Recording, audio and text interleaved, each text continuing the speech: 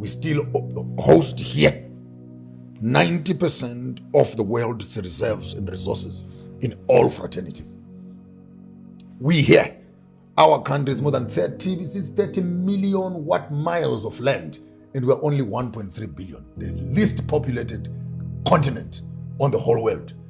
And yet people are saying, Africa is overpopulated, Africa is overpopulated. Just shut up a little bit. You don't know what you're talking about. We are only 1.4 billion on a 30 million kilometers of land. China is overpopulated. Look at their population vis-a-vis their land. Look at Europe vis-a-vis their land.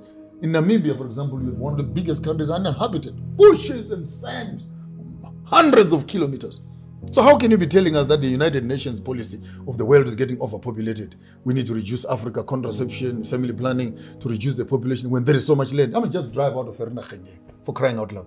Just drive out into Carltonville here. Just drive out into Gezina here, or Mpumalanga, in any direction. Tell me 10 kilometers out of town, what do you see? Land. Multiple land and kilometers and tens and hundreds of kilometers. Drakensberg. It's just land. With no one there. And then someone tells us that we are overpopulated. I mean, some of these narratives needs to be corrected. It's you overpopulated over there, not us here. And don't make your problem our problem. At the end of the day, you want to reduce us here. Why?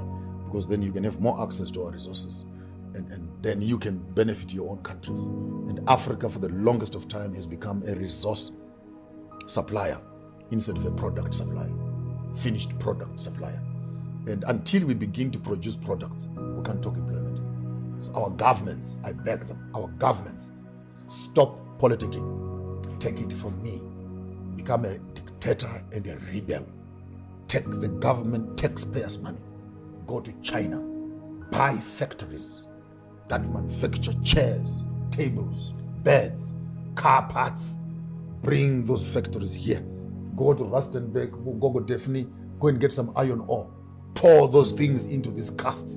Produce final products. You cannot be failed to produce chassis for cars, or just lights, or handbrakes, or skins just for the cars. But that's where employment happens. And once employment happens, you don't need to build people RDP houses. People can build themselves the houses that they want because they have access to the economy, and they have access to the bank, and they have access to their own salaries. So the whole economic development must not be a handout kind of an economy where we're giving you SASA. Next thing, you're queuing for a house. Here's a house. You're killing people. Who says I want to stay in one small little room? That's why you find that if you didn't drive around Johannesburg, people are invading farms just outside Johannesburg. But guess what is painful? Ask me what's painful. What's painful? People are invading land. But the size of the land they're invading is equivalent to the mkuku that is in their head. They don't invade 1 hectare. They don't invade 2 hectares and say, hey, Majens, hey, Sengila.